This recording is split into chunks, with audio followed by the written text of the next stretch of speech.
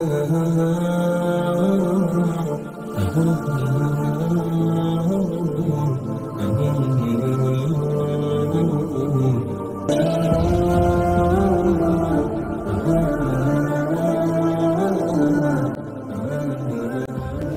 الله الذين آمنوا منكم والذين أوتوا العلم درجات والله بما تعملون خبير. من عایشه فاتح، مدیر مسئول مدرسه زینب الغزالی مرکزی، افتخار دارم به حضورتان از دستاوردهای مدرسه زینب الغزالی مرکزی یادآور شوم. مدرسه زینب الغزالی در سال 1398 تأسیس گردید و از آن زمان تا کنون به عنوان یکی از معتبرترین نهادهای آموزشی در محیط کابل شناخته شده است. مدرسه زینب الغزالی با هدف ارتقای سطح سواد و آموزش مهارت‌های ضروری قرآن به خواهران تأسیس شده است. در کل پهلوی ناظره قرآن با تجوید 3 نصاب درسی مختلف داریم که شامل کتاب‌های مختلف می باشد: نصاب ابتدایی، نصاب متوسطه، نصاب عالی.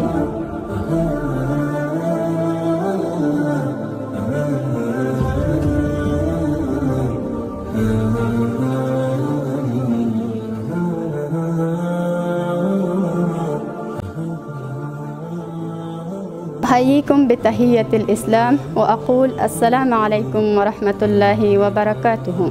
أنا نازو بريال، إحدى من أساتذة المدرسة زينب الغزالي المركزية، ولدينا الصفوف المختلفة كصف التجويد واللغة العربية وقراءة وحفظ القرآن الكريم وصف التعليم والكتابة وصف الخياطة وغير ذلك. وتتشكل منهجنا من 3 مراحل: المرحلة الابتدائية والمتوسطة والعالية.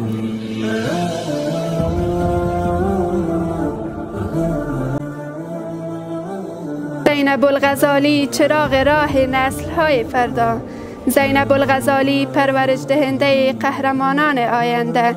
زینب الغزالی بستری برای تربیت. زینب الغزالی آغازی برای نسل‌های روشن. شاگرد مدرسه زینب غزالی هستم. قاعده را به تجوید خلاص کردیم، قرآن شریف خواندم، ختم کردم، میتود جدید خواندیم، خلاص کردیم. قرآن شریف دستجمعی روز 1 رو میخوانیم.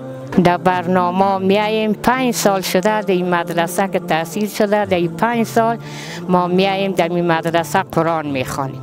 یک زن ناخوان هیچ چیز نمیفهمیدم، هیچ چیز یاد ندادم. همیش استادا بسیار سرمازامت کشیده، بسیار درس خوب میده، بسیار روی خوب کرده، کل شاگردان میکنن. رشته سادات هستم، از جمله استادان مدرسه زینب الغزالی و به مدت 3 سال می شود که در اینجا تدریس می کنم. امید این که انشالله خانواده زینب الغزالی همیشه موفق باشد و در اخیر تقوا، تعهد، نظم اساس کار ماست. السلام علیکم و رحمت الله و برکاته. این جانب محمد فردوس سروری ولد محمد نادر، متعلم صنف 6 در مکتب و یک تن از شاگردان مدرسه زینب الغزالی هستم و مدت 1 سال می شود که در این مدرسه در صنف متوسط درس می خوانم و از میتود درسی این مدرسه راضی هستم. به نام یاد خدا صدف نوری هستم، یک تن از شاگردان مدرسه زینب الغزالی. تقریبا مدت 2 سال میشه که در اینجا مشغول فراگیری علوم دینی هستم و 3 نصاب که در اینجا ما داریم: نصاب ابتدایی، نصاب متوسط، نصاب عالی.